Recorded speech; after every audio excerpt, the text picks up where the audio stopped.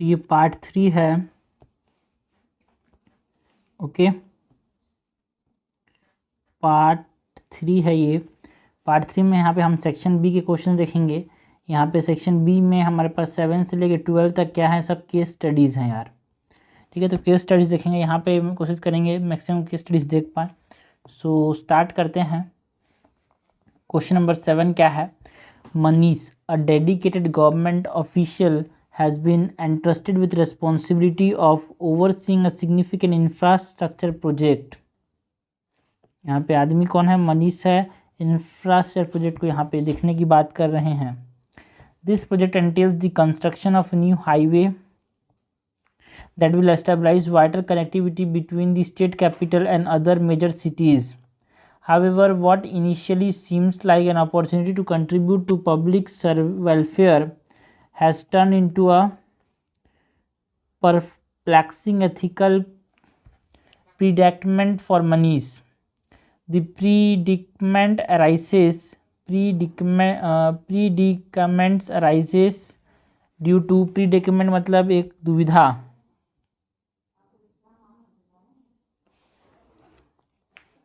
गंभीर चिंता। The predicament arises due to involvement of a private company in the project, which was demonstrated a lack of commitment to construction quality. This compromise raised serious concern about the safety of future highway and the potential risk it may pose to the public.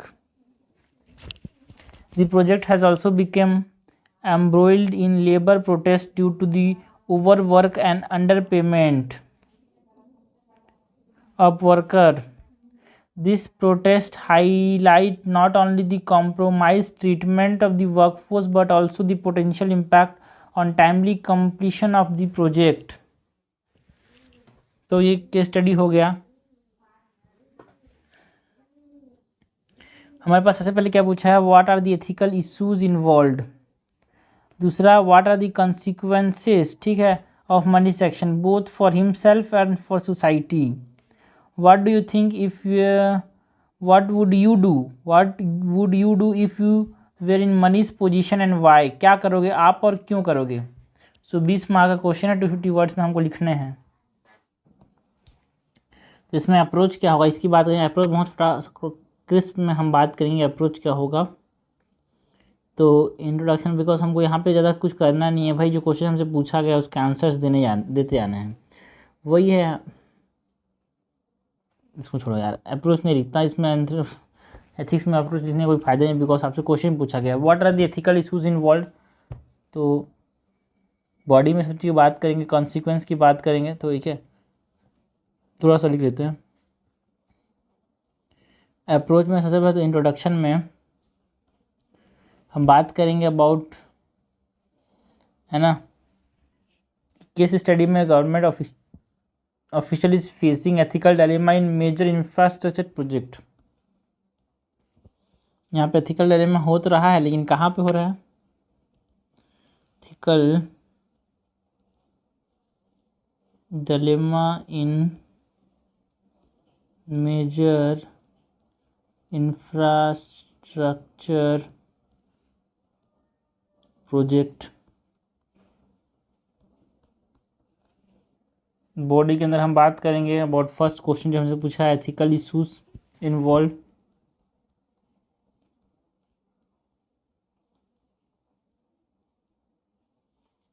उसके बाद हम बात करेंगे about the consequences, जो हमको second पूछा गया है।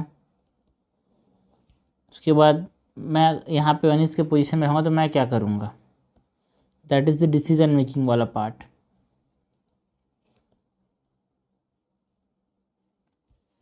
ठीक है, एंड रिकमेंडेशंस।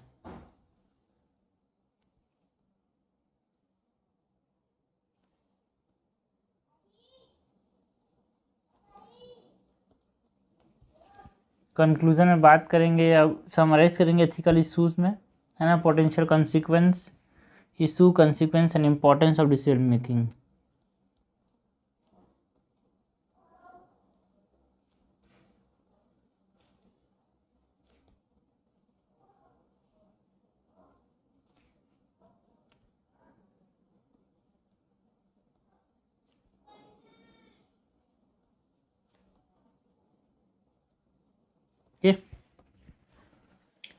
तो ये सब हमारा अप्रोच हो गया। नाउ इंट्रोड्यूस करेंगे, वही हमने बोला था ना कि एथिकल डायलेमा यहाँ पे इन्वॉल्व है in major infrastructure project.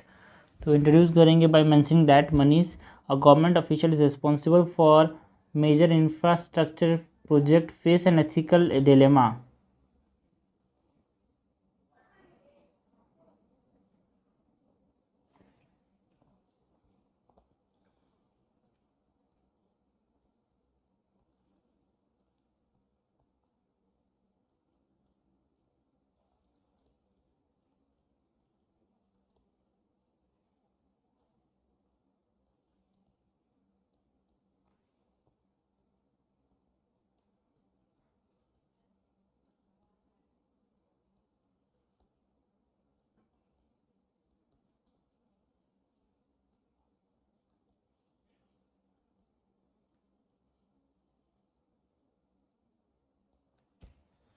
Okay, यहाँ पे क्या एथिकल डिलेमा इन्वॉल्व है या बिकॉज ये प्रोजेक्ट जो है ना, यहाँ पे हम हाईवे बनाने की बात कर रहे हैं जिसमें चैलेंजेस हैं भाई।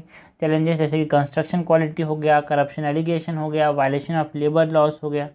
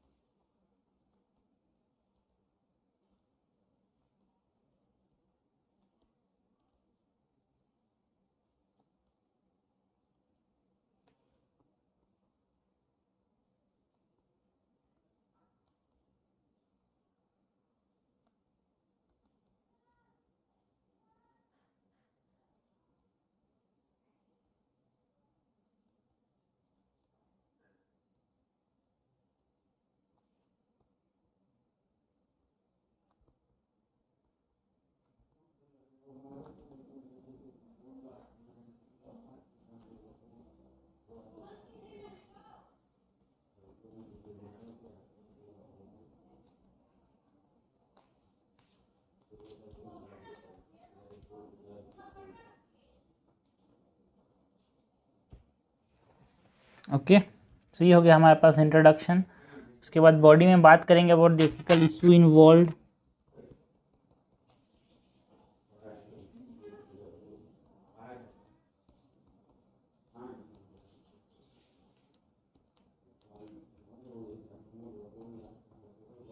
एथिकल इशू में सबसे पहला क्या है, कॉन्फ्लिक्टिंग ड्यूटीज।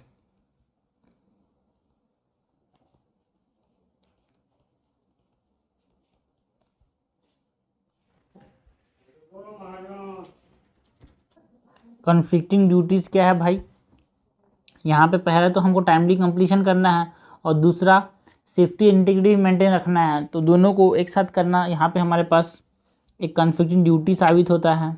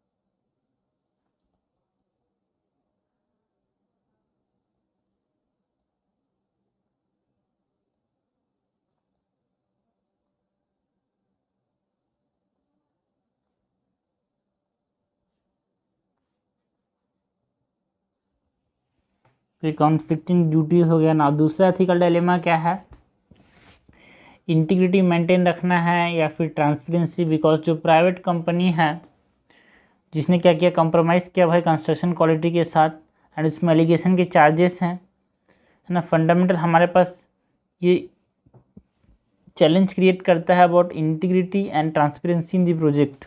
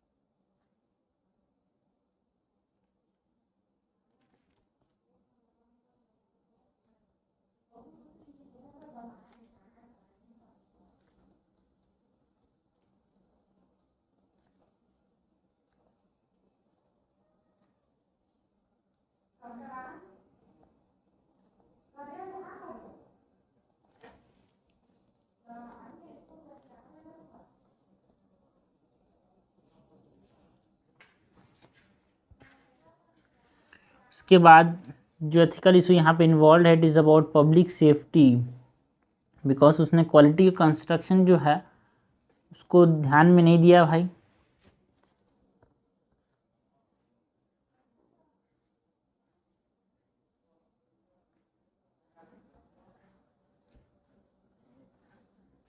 पब्लिक सेफ्टी भी यहाँ पे एक तरह से एथिकल डायलेमा है, बिकॉज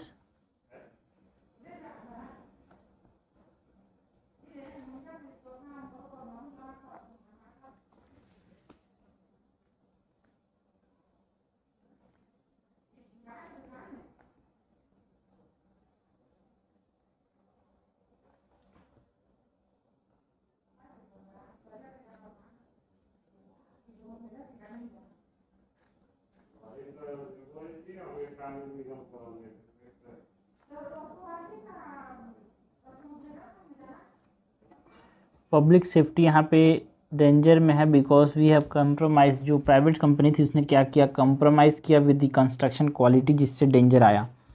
चौथा एथिकल डायलेमा है of the labour rights.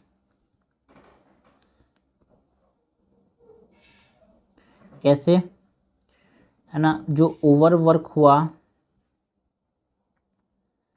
And under payment जो हुआ,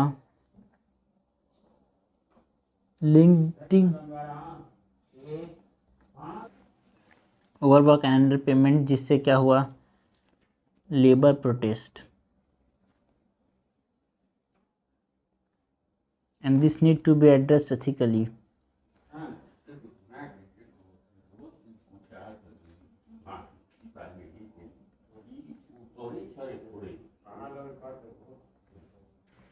तो ये सब हमारे पास एथिकल डिलेमास हो गए। So ethical issues involve, first is the conflicting duties, second is the integrity and transparency, third is public safety and fourth is labor rights. Now ये तो हमारे पास इश्यूज हो गए। नाउ consequences की बात करें, मनीष के एक्शंस की। दूसरा क्वेश्चन है,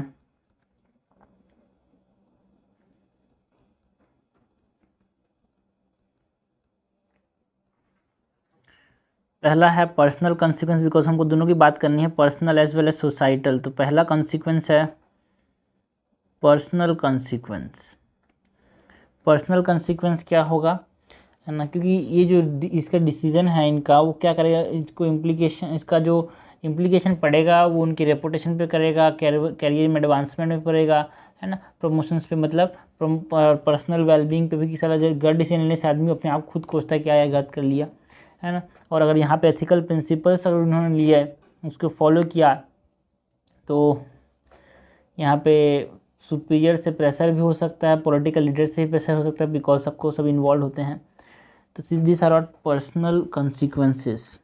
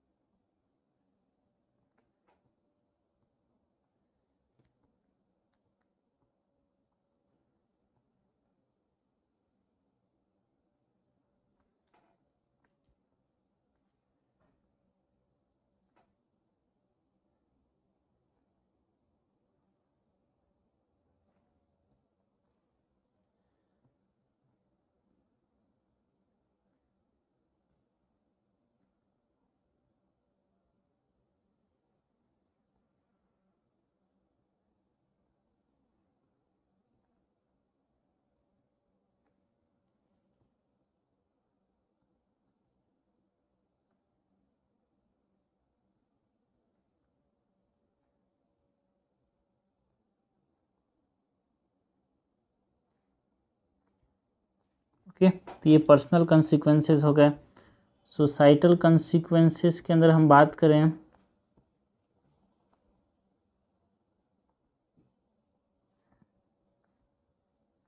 सोसाइटल कंसिक्वेंस में हमारे पास देखने को मिलेगा, अगर मैंने वायलेशन को ध्यान नहीं दिया और अप्रूव कर दिया प्रोजेक्ट को, तो पब्लिक सेफ्टी कॉम्प्रोमाइज़ हो जाएगा, करप्शन और भी बढ़ेगा, करप्शन पनपेगा और it will Erode trust in the government.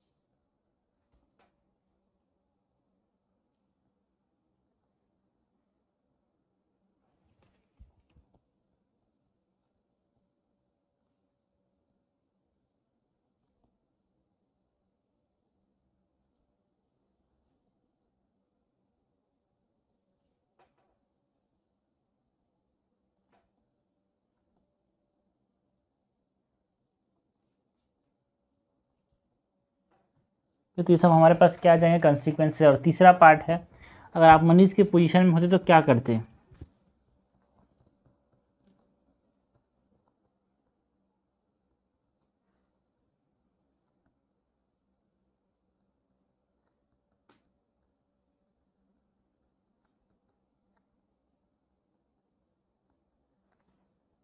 अगर मैं मनीष के पोजीशन में होता तो पहले तो क्या करता, मैं हारे के सारे स्टेक होल्डर को इंटरेस्ट को देखता भाई।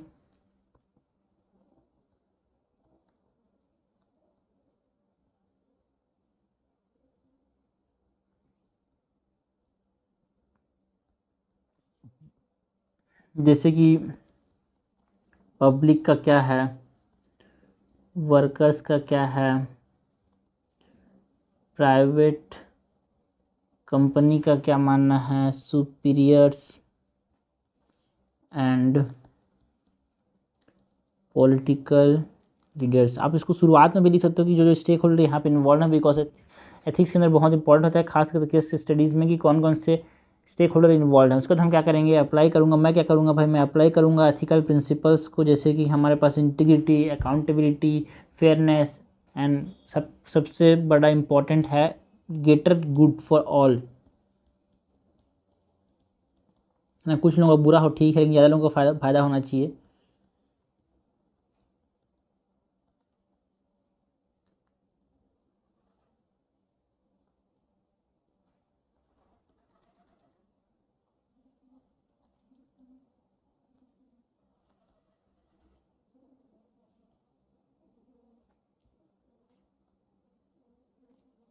उसके बाद मेज़र, मैं जो डिसीज़न लूँगा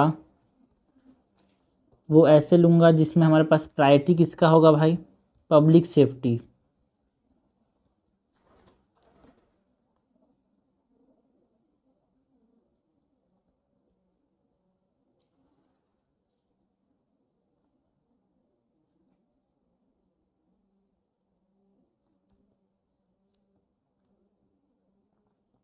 और पहले तो मैं क्या करूँगा, जो कॉम्प्रोमाइज़ कंस्ट्रक्शन क्वालिटी है ना, उसको एड्रेस करूँ कि भाई क्यों ये कम रह पाया कंस्ट्रक्शन क्वालिटी, इसको बढ़ाओ यार।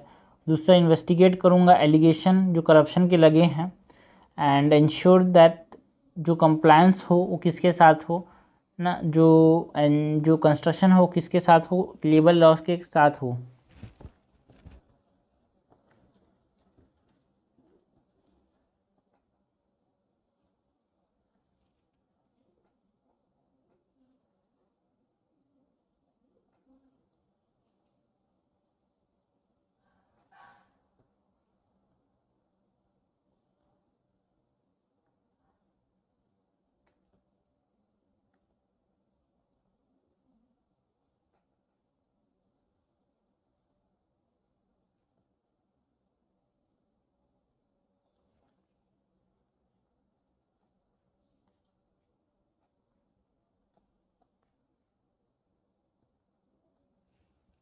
एंड हमको ऐसे मेजर्स लेने हैं जिससे क्या हो, जो लेबर इशू है वो एड्रेस हो पाए, जिसमें हमारे पास जो ओवरवर्क वाला जो दिक्कत रहा उसको सुलझाएंगे भाई, कम पेमेंट दिया उसको पेमेंट पूरा देंगे, एंड जो वायलेशन ऑफ लेबर राइट्स हैं उसको हम यहाँ पे मेजर्स लेंगे उसको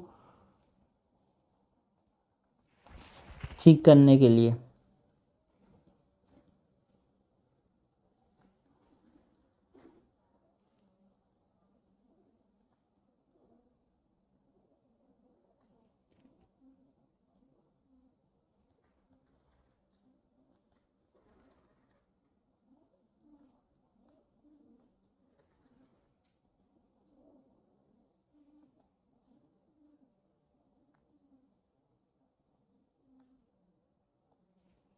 ओके, एंड बाद में हमारे पास be prepare to delay the project और to cancel the contract with private company अगर ज़रूरी हुआ तो, है ना, बिकॉज हमको क्या करना है, एथिकल स्टैंडर्ड को इंश्योर करना है, लेबर राइट्स को भी रेस्पेक्ट करना है।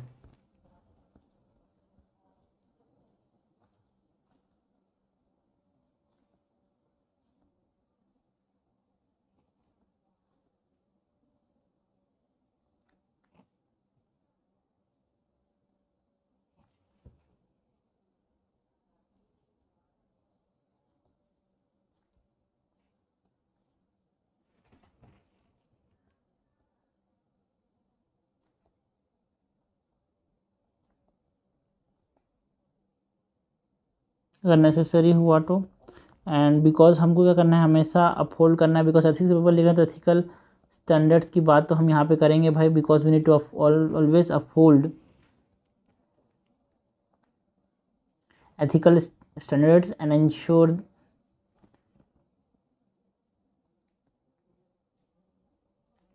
labor rights are respected।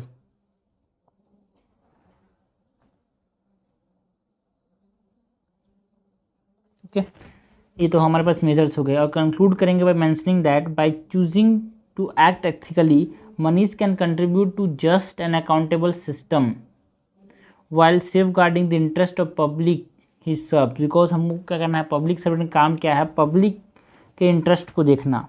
So by choosing to act ethically, मतलब अगर हम ज़्यादा कुछ हुआ तो कैंसिल कर देंगे भाई, लेबर राइट्स को रेस्पेक्ट करना है ना, एथिकल स्टैंडर्ड्स को ध्यान देना है, हमको करना है एथिकली काम करना है। मनीज can contribute to a just and countable system while safeguarding the interest of the public he serves। तो इस प्रकार से हमको इसको कंक्लूड करना है। तो ये हो गया भाई हमारे पास एथिक्स का आंसर। ऐसे लिखना है, धीरे धीरे आप लिखते जाओगे आपको समझ आएगा कैसे लिखना है, बिकॉज सबसे पहले होता है कैसे लिखना है, उसके बाद होता है क्या लिखना है। पहले क्या लिखना है वो नहीं होता है, पहले कैसे लिखना है वो होता है, उसके बाद आप कंटेंट को जोड़ते जाओगे, यहाँ पे यहाँ पे यहाँ पे ऐसे फिट करते जाएंगे। आगे बढ़ते हैं, देखते हैं 8 नंबर क्वेश्चन क्या है, मतलब 8 नंबर की स्टडी क्या है। Ramesh is an employ who work in a company that manufacture pharmaceutical drug. He runs a team of skilled scientists to develop new drugs that are in high demand in the market. However, during one of his business meeting, Ramesh come to know that the company main competitor, another pharmaceutical company, has developed a drug that would potentially cure a life-threatening disease. The drug is still in the testing phase and the competitor has not yet obtained the necessary regulatory approval. On the other hand, there has been a lot of pressure from the higher management of the company to release a similar drug without waiting for regulatory approval. Ramesh is having a mixed feeling of shock and thrill. He knows that there is a high demand for such a drug in the market and this would substantially give a push to the Ramesh's career in the company. If he can bring the drug to the market before his competitor does, but at the same time Ramesh is also perturbed thinking about the consequences of releasing a drug in the market without necessary regulatory approval. What are the different ethical dimensions involve in this case. हमको बात करनी है about different ethical dimensions जो कि involve हैं, and critically examine the option available to Ramesh in the above situation. Also highlight the reason that which of the option would be appropriate for Ramesh। इस question में हमारा approach क्या होगा।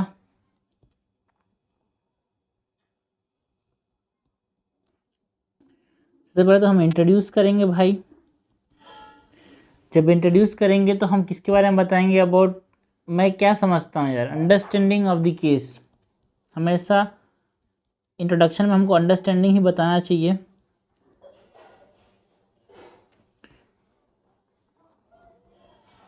Body के अंदर पहले तो हम एथिकल डायमेंशंस के बारे में बात करेंगे।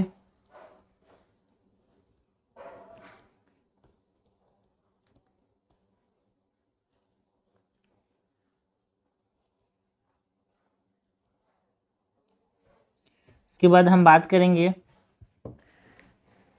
कि ऑप्शंस जो कि किसके पास हैं, रमेश के पास हैं, both positives and negatives. Options के साथ तो पॉजिटिव और नेगेटिव दोनों एक्सपर्ट बताएंगे। ऑप्शंस अवेलेबल विथ रमेश कि हमको क्रिटिकली एग्जामिन करना है with positive and negative, and हमें बताएंगे कि रमेश को कौन से ऑप्शन लेना चाहिए।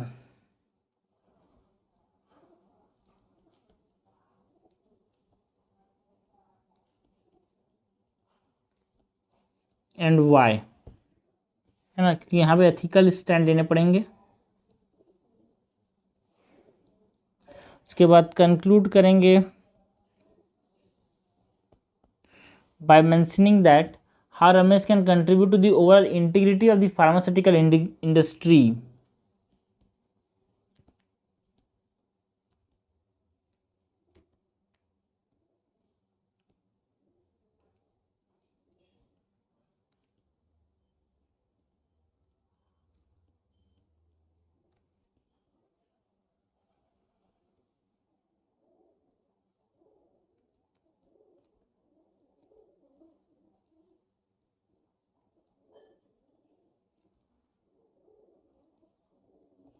ओके, सो ये हमारा अप्रोच हो गया। सो स्टार्ट करते हैं। हमारे इंट्रोडक्शन में हमारे पास अंडरस्टैंडिंग के बारे में बताना है केस में। तो केस में क्या हो रहा है कि रमेश है,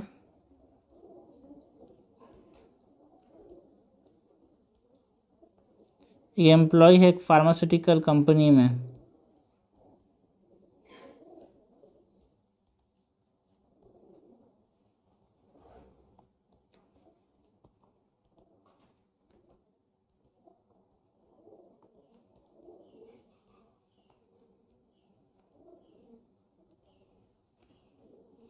उसको एक एथिकल डायलेमा है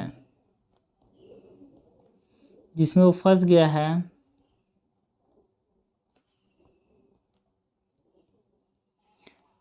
किसके बीच में,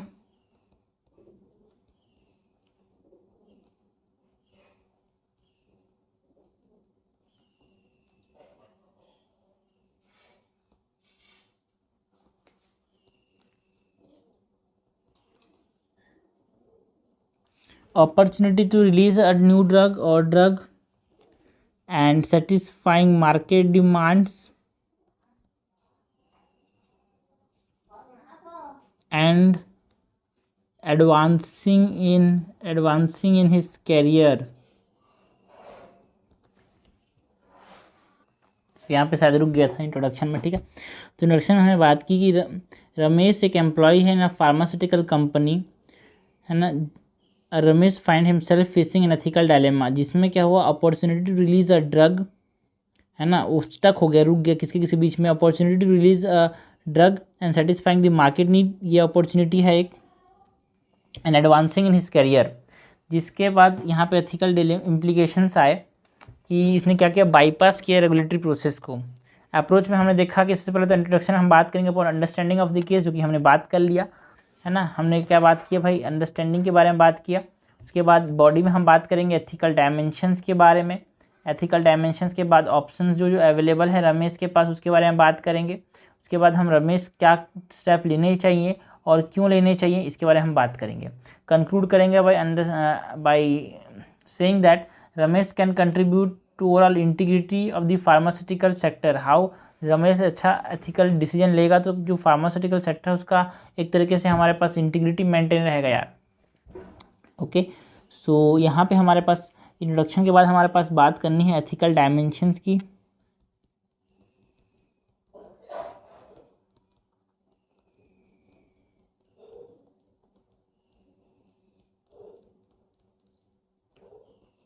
जो यहाँ पे इन्वॉल्व है एथिकल डायमेंशन जो यहाँ पे इन्वॉल्व है, पहला है patient safety and welfare.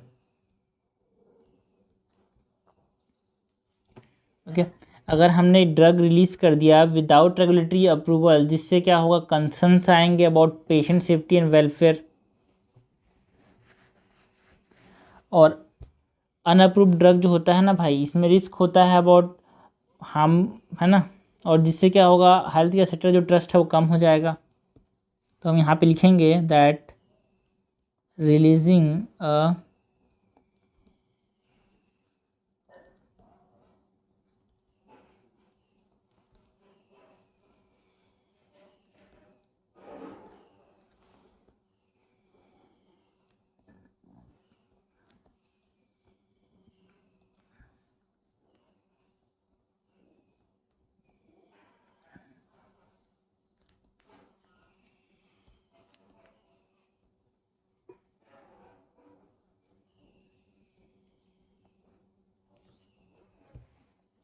Okay,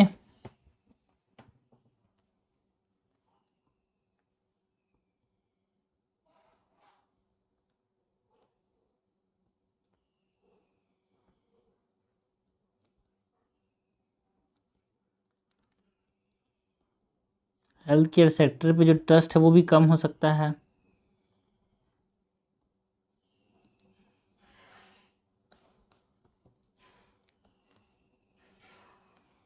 तो ये हो गया हमारे पास patient safety and welfare. Second ethical dilemma है वो है बिटवीन इंटीग्रिटी। तो एथिकल डायमेंशंस, पहला था patient safety and welfare, second is integrity and compliance. दूसरा एथिकल डायमेंशन है भाई, बिकॉज हमको हमेशा क्या रहना है, एथिकल एंड लीगल स्टैंडर्ड के साथ हमेशा एडहियर रहना है, चिपके रहना है, इंटीग्रिटी एंड पब्लिक ट्रस्ट बनाए रखना है। बट यहाँ पे रमेश क्या किया, उसको एथिकल चैलेंज मिला because compromising compliance bye releasing a drug without the necessary regulatory approval. जो कंप्लायंस है, जो कि एक लॉ के साथ एडहियर रहना चाहिए, उसको ये नहीं फॉलो कर रहा है भाई। ओके,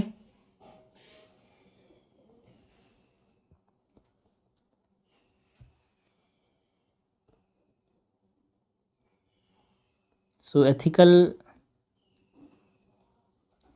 एंड लीगल स्टैंडर्ड से हम जब जुड़े रहते हैं तो हम क्या रहते हैं, हम मेंटेन रखते हैं द इंटीग्रिटी।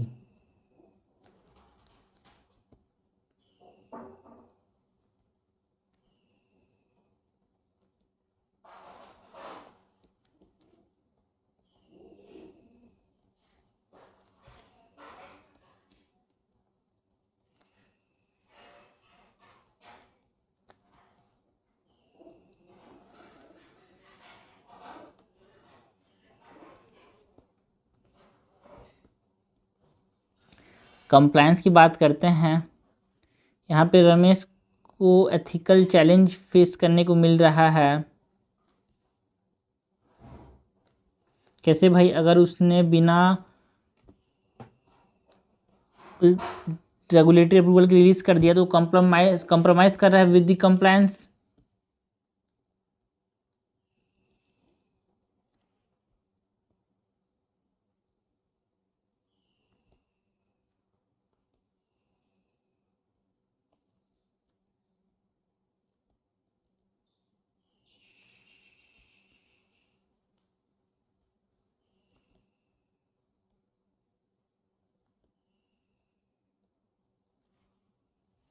ओके। सो इस तरह से इंटीग्रिटी एंड कंप्लायंस वाला एथिकल डायमेंशन है। तीसरा डायमेंशन है प्रोफेशनल रिस्पॉन्सिबिलिटी का।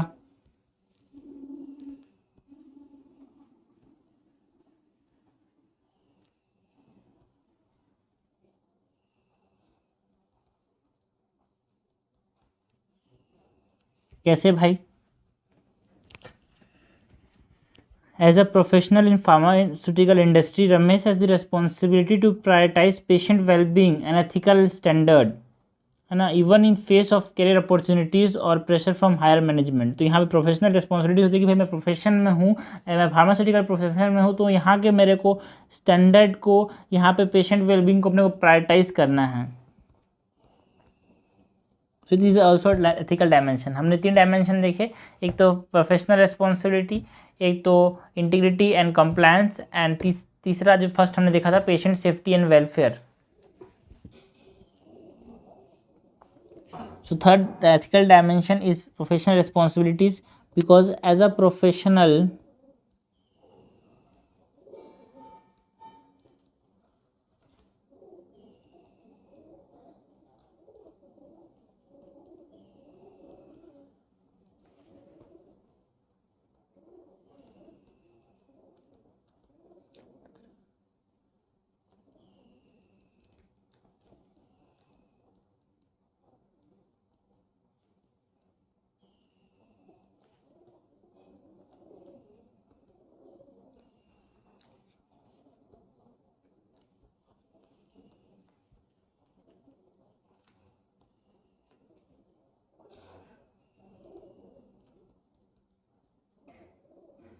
patient well-being and its ethical standard even in face of career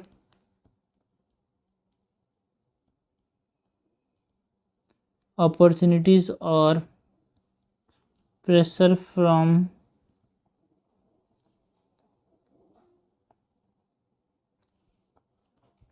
higher management. तो ये 3 हमारे पास एथिकल डायमेंशंस यहाँ पे इन्वॉल्व थे।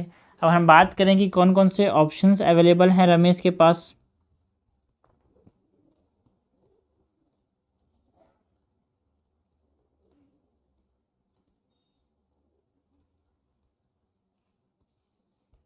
पहला है release the drug without regulatory approval.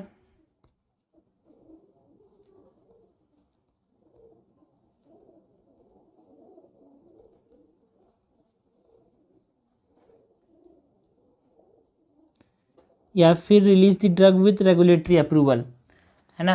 Because अगर ये बिना रेगुलेटरी अप्रूवल के रिलीज कर दिया तो क्या होगा,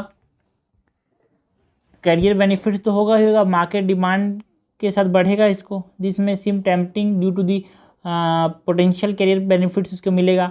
however it violates the principle of legal requirement, है ना, and adhering patient safety and compromising professional integrity. अगर वो क्या करता है, ड्रग को रिलीज करता है विदाउट रेगुलेटरी अप्रूवल, तो इससे क्या होगा, दिस ऑप्शन इज टेम्पटिंग, ऐसा कर सकता है वो।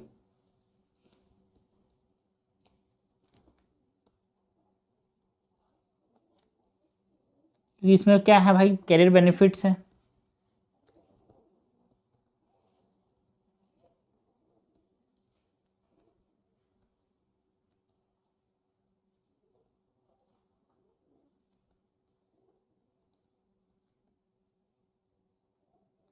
ओके, बट अगर ये ऑप्शन को चूज़ करता है तो बहुत सारी चीज़ों का वायलेशन होगा, जैसे कि एथिकल प्रिंसिपल्स का वायलेशन होगा, लीगल रिक्वायरमेंट्स का वायलेशन होगा, पेशेंट सेफ्टी ठीक से नहीं रह पाएगा, है ना, पेशेंट सेफ्टी, है ना, कंसर्न आ सकते हैं, and it will also compromise the professional integrity. यार मेरे प्रोफेशन में था कि भाई मैं फार्मास्यूटिकल इंडस्ट्री के साथ अगर मैं जुड़ा हुआ हूँ तो भाई मेरे को क्या करना चाहिए, जो इसके रूल्स एंड रेगुलेशंस को फॉलो करना चाहिए, बट ये वायलेट हो जाएगा अगर इसको बिना अप्रूवल के रिलीज़ कर दिया तो।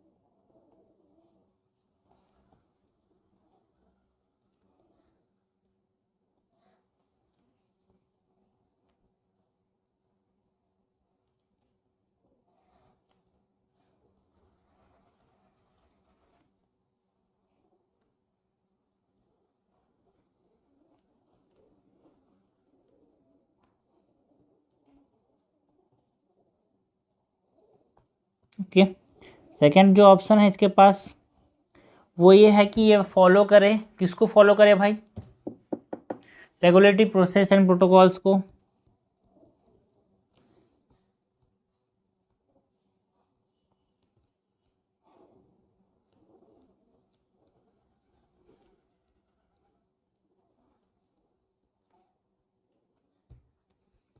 अगर ये फॉलो करता है तो क्या होगा, if Ramesh can choose to uphold ethical standards, है ना, जिससे क्या होगा, जो प्रॉपर रेगुलेटरी प्रोसेस जो फॉलो करने चाहिए उसको फॉलो करेगा। इससे क्या होगा, this will ensure patient safety, maintain professional integrity and foster public trust in the pharmaceutical industry.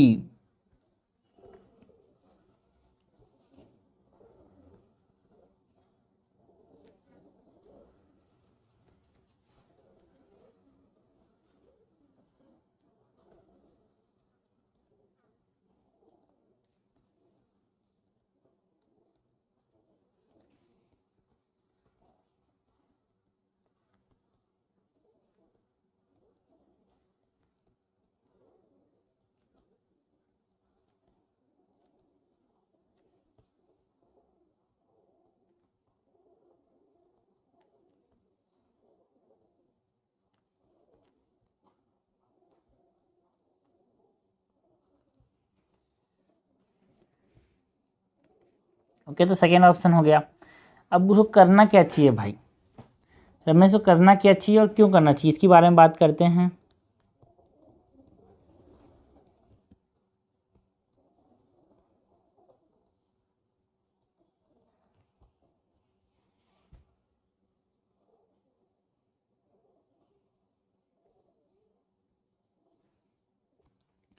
तो एथिकली क्या करना चाहिए भाई, वही अप्रोप्रिएट फॉलो करना चाहिए एथिकली उसको, रेगुलेटरी प्रोसेस को।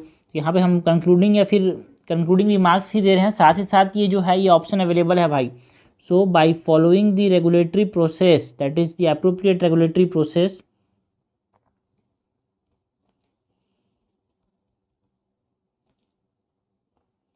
कि हम एथिकली करेक्ट वाली चीज़ लेंगे नहीं यार, एथिकली इनकरेक्ट वाली चीज़ थोड़ी लेंगे।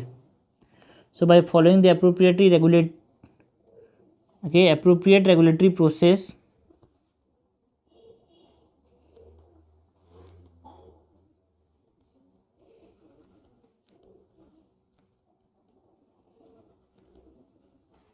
क्या करेगा, ओवरऑल इंटीग्रिटी जो है फार्मास्यूटिकल सेक्टर का उसको मेंटेन रखेगा।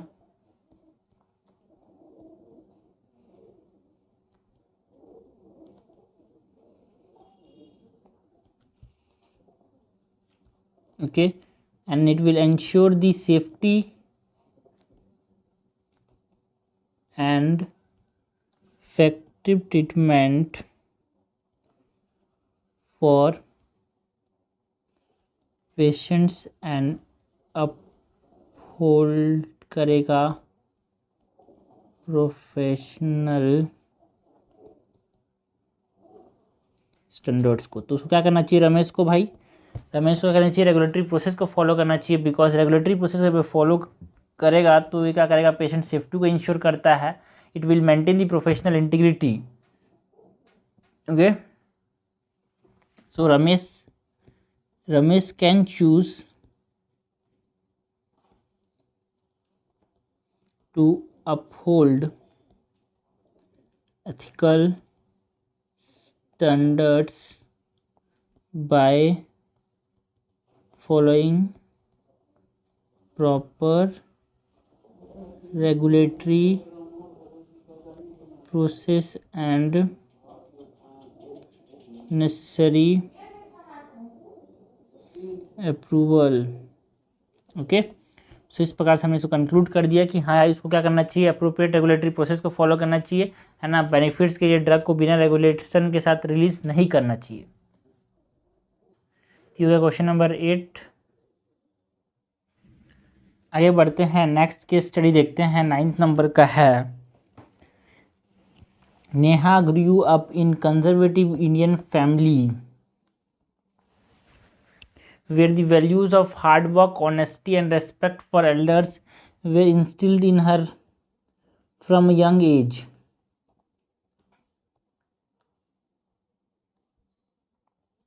Her father is a government employee and her mother is a homemaker. She has always been encouraged to pursue education and excel in her career. After completing her studies, Neha secured a job in a reputed company. She was excited to start her career and make her family proud. However, she soon realized that the work culture in her company was far from ethical. Her colleagues were involved in various unethical practices like taking bribe, cheating customers, and manipulating financial records. Neha was shocked and appalled by his behavior and found it difficult to work in such environment. She decided to talk to one of her senior. However, she was asked to remain silent and avoid any career related trouble. She turned to her family for guidance and support. Explained that, however, to her surprise, her parent also told her to keep quiet and not create any trouble. They explained that speaking up against such practice could harm her career, prospect, and reputation of the family. They advised her to focus on her work and not get involved in any ethical debate or argument. पहला question जो दिख रहा है, enumerate ethical values of Neha's family has instilled in her, as well as unethical practice that Neha's colleagues are involved in. हमको ethical values की बात करनी है, अनएथिकल प्रैक्टिस की बात करनी है. सेकेंड है, Neha speak up against the unethical practice in her work space. What are the consequence of speaking up और स्टेइंग क्वाइट. स्पीकिंग अप का भी कंसिक्वेंस बताना है और क्वाइट रहने का भी कंसिक्वेंस हमको बताना है. How can family and society inculcate ethical values in individual. What can be done to create an ethical work culture. तो एक अच्छा क्वेश्चन है, थोड़ा सा टफ बोल सकते हैं but it can be solve. हमारे पास अप्रोच क्या होगा.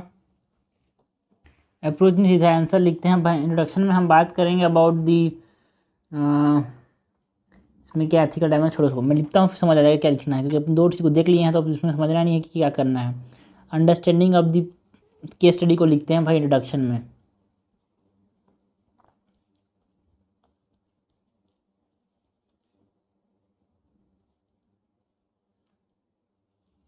इसमें नेहा ने क्या फेस किया, एथिकल डायलेमा फेस किया. कहाँ पे.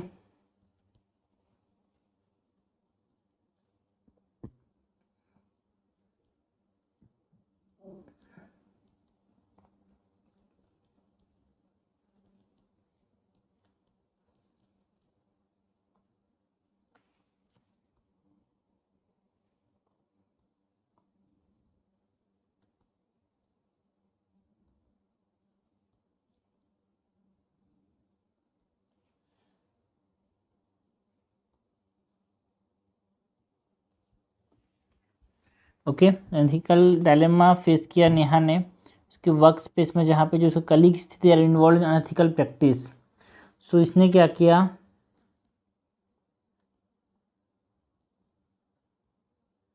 जो केस है it raises question about ethical values instilled by Neha's family.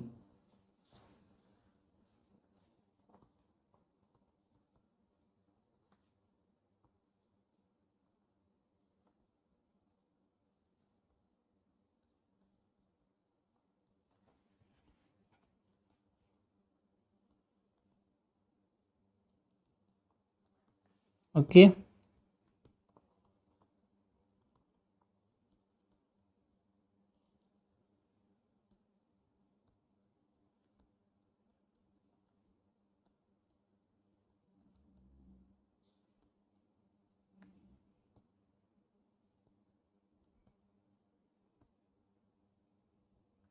Okay, जो एथिकल वैल्यूज़ इसके फैमिली ने इंस्टिल किया था वो, और जो अनएथिकल प्रैक्टिस हो रहा है इसके वर्क प्लेस में उसके बारे में हमको बताना है.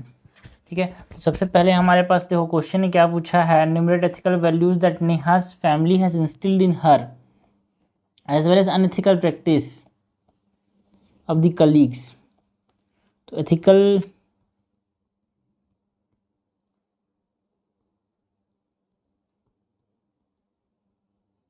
ethical values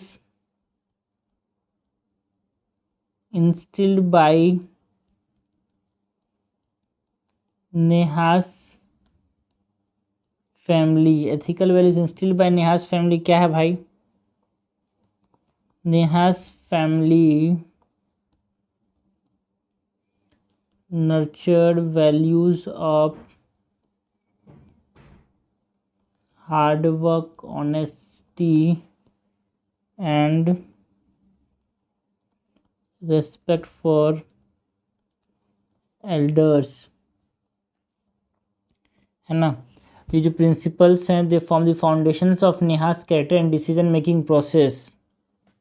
एंड ये क्या करते हैं? गाइड करते हैं नेहा को फॉर हर, है ना, कैसे एक कंपास जैसे, and create ethical framework for evaluating situation.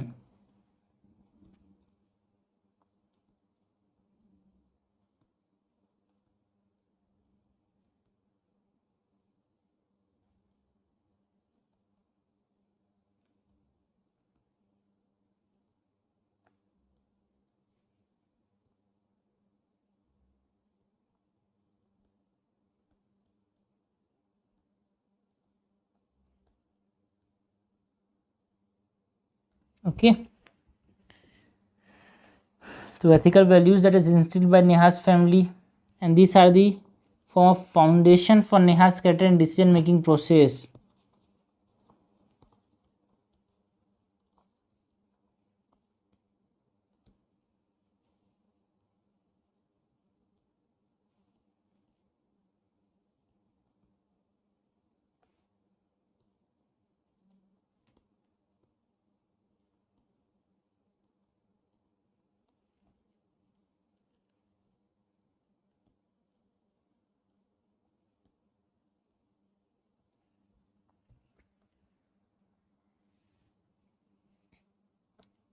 इसको ना लिखो तो अभी ठीक रहेगा, because this are the foundation ना, इसके ज़्यादा लंबा नहीं करेंगे। Ethical values instilled by the family are hard work, honesty and respect. उसके बाद unethical families of his colleagues.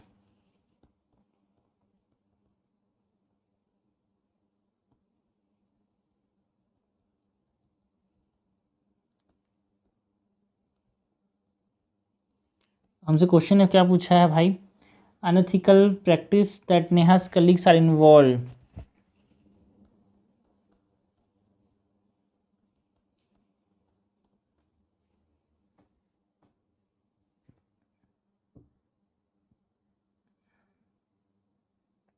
Okay,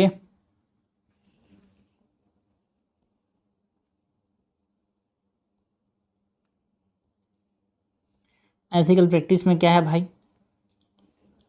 Neha colleague जो है वो ब्राइबरी, चीटिंग एंड मैनिपुलेशन में इन्वॉल्व हैं।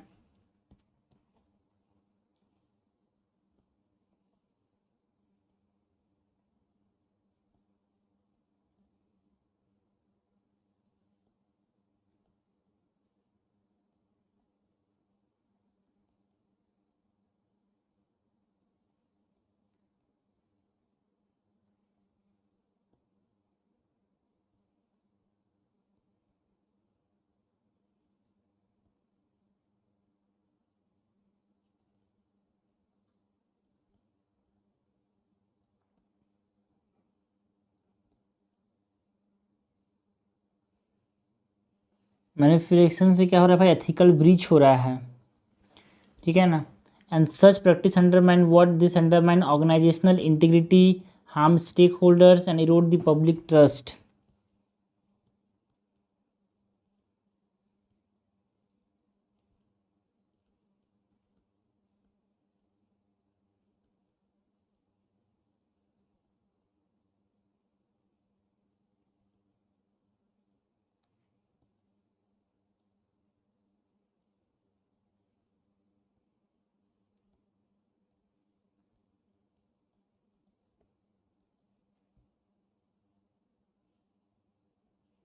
ओके, तो ये अनएथिकल प्रैक्टिस हो गया।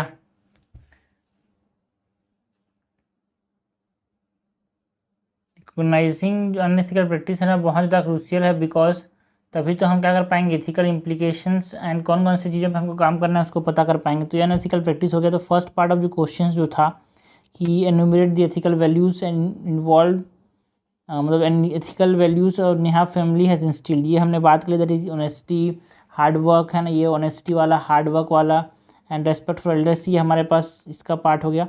उसके बाद जो अनएथिकल प्रैक्टिस में हमने देखा कि अनएथिकल प्रैक्टिस में वहाँ पे जो ये bribery, cheating, customers manipulating financial record, ये हमारे पास किसके, कलीग्स का हमारे पास अनएथिकल प्रैक्टिस हो गया। ना हमको बात करना है, should Neha speak up against the unethical practice और नॉट।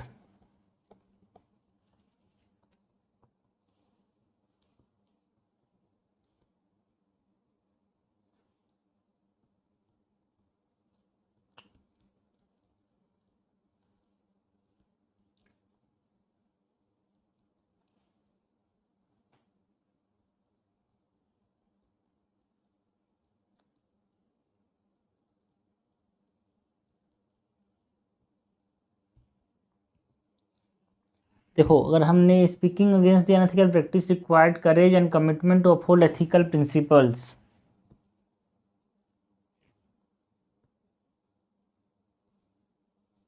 तो इसके बारे में बताएंगे कि क्यों, बिकॉज आपके पास अगर करेज नहीं होगा, आपके पास कमिटमेंट नहीं होगा, तो आप इसके अगेंस्ट नहीं बोल पाओगे यार। So for speaking against the unethical practice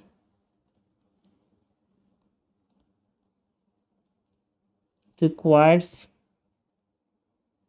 courage and commitment to uphold ethical principles, ठीक है। It can initiate positive change, protect the stakeholders' interest and contribute to a moral ethical work environment। इससे क्या होगा भाई, अगर आप उसके against बोलोगे, गलत चीज़ के अगेंस्ट, तो क्या होगा, एक पॉजिटिव चेंज लाएगा सोसाइटी के अंदर, है ना। ये क्या करेगा, पॉजिटिव चेंज लाएगा, और जो स्टेक होल्डर्स हैं उनको प्रोटेक्ट करेगा, जैसे कि जो क्लाइंट्स हैं उनको प्रोटेक्ट करेगा, एंड कंट्रीब्यूट टू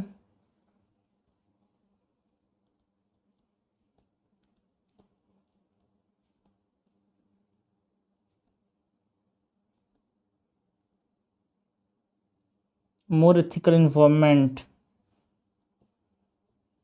ओके,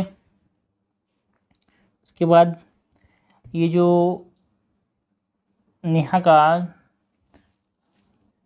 क्या बोलना चाहिए भाई, बिकॉज इसके कॉन्सिक्वेंसेस भी होंगे, जैसे कि कैरियर रिस्क हो गया ना, रिलेशनशिप कलीज के साथ स्ट्रेंड हो जाएगा, है ना, तनाव भरा हो जाएगा। सो ये भी हमको बोलना है कि however there are potential consequences including career risk and strained relationships with colleagues। तो ये हो गया क्या, उसको इसके अगेंस्ट बोलना चाहिए कि नहीं बोलना चाहिए। तो हमने देखा कि बोलना चाहिए भाई, है ना, बट उससे कुछ नुकसान भी होंगे, तो हमने यहाँ तक कवर कर लिया। नाउ अब बात करते हैं, how can family and society inculcate ethical values.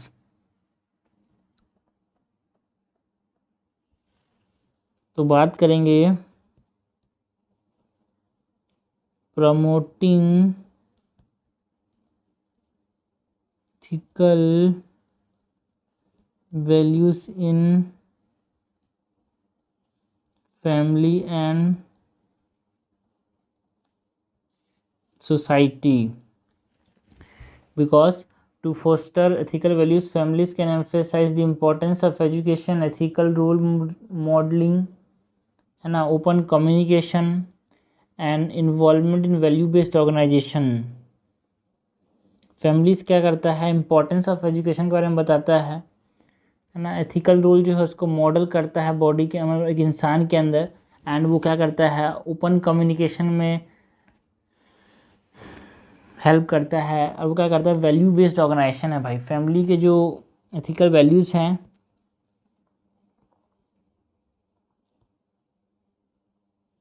Poster ethical values. जो फैमिली का रोल है, families can emphasize the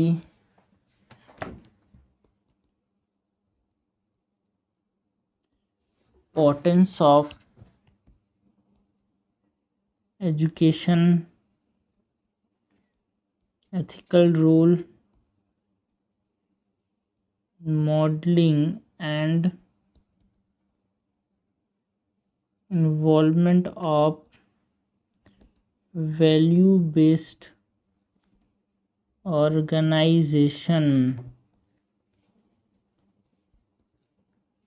okay, ये सब चीज़ जो है वो कौन इनकलकेट करता है? फैमिली। सोसाइटी भी इम्पॉर्टेंट रोल प्ले करता है, बिकॉज सोसाइटी जो है ना एथिकल इन्वायरमेंट क्रिएट करता है। जैसे कि सोसाइटी के अंदर एजुकेशनल इंस्टीट्यूशंस होते हैं, कम्युनिटी के इनिशिएटिव्स होते हैं, पब्लिक से जब आप मिलते हैं तो उससे हमारे पास क्या होता है? एथिकल इन्वायरमेंट बनता है।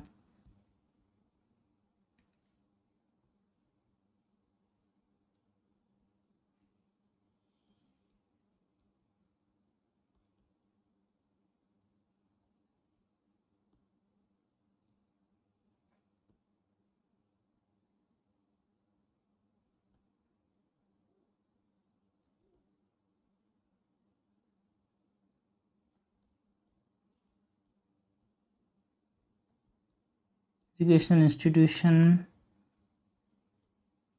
कम्युनिटी इनिशिएटिव्स,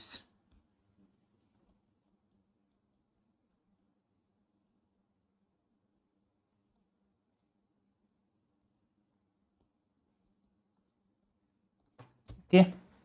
सो हमने देख लिया सोसाइटी का एंड फैमिली का role.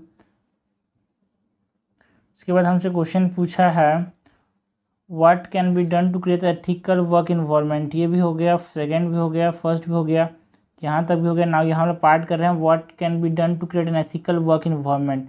Ethical work environment create करने के लिए हम क्या कर सकते हैं भाई? So creating an ethical work culture, जिसमें हम क्या करेंगे? हमारे पास organization should prioritize what it should prioritize, leadership commitment है ना। हमारे पास क्या करना है? अपने को क्लियर एथिकल पॉलिसीज़ बनाने हैं, गाइडलाइंस बनाने हैं, एथिकल ट्रेनिंग को हमको लोगों को देना है जो काम कर रहे हैं उस पर। हमको इफेक्टिव रिपोर्टिंग मैकेनिज्म क्रिएट करना है। इससे क्या होगा? एथिकल वर्क कल्चर बनेगा।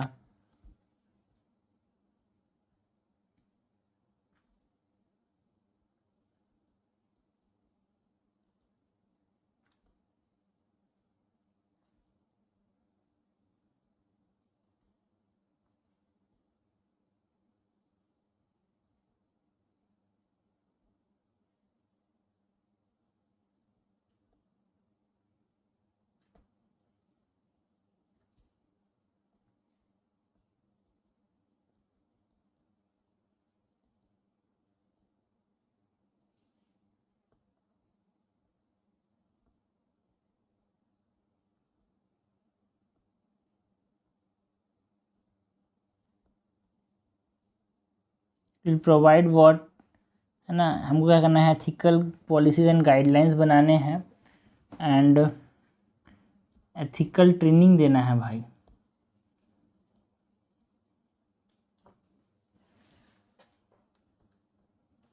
ओके, तो इस सब चीज़ हम क्या कर सकते हैं?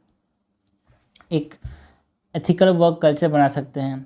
हमको ये भी बताना चाहिए कि अ culture of integrity supports employees in making ethical choice. अगर इंटीग्रिटी का कल्चर बन गया तो एथिकल चॉइस बनाने में उनको ही हेल्प करेगा, है ना, उनको सपोर्ट करेगा और ये इंश्योर करेगा अकाउंटेबिलिटी यार।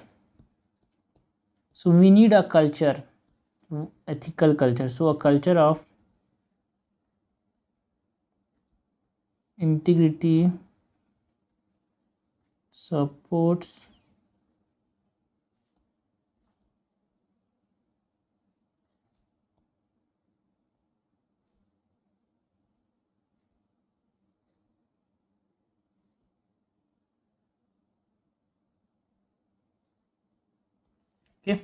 इस प्रकार से हम कंक्लूड करेंगे by mentioning that Neha case present a complex ethical dilemma, भाई उसका जो एथिकल डायलेमा है बहुत कॉम्प्लेक्स है, but upholding values and promoting ethical work culture are essential for personal and organisation wellbeing. ठीक है, सो यहाँ पे हम कंक्लूड करेंगे बाय मेंशनिंग दैट नेहास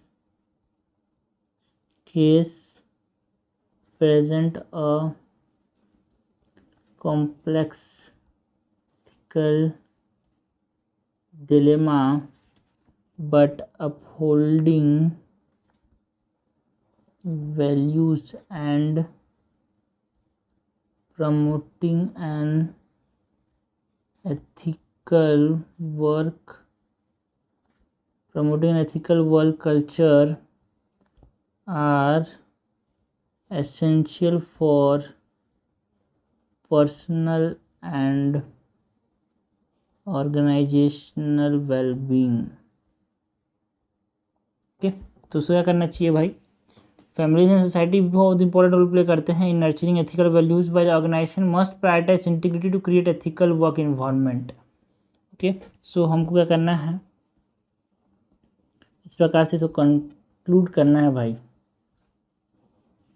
ठीक है।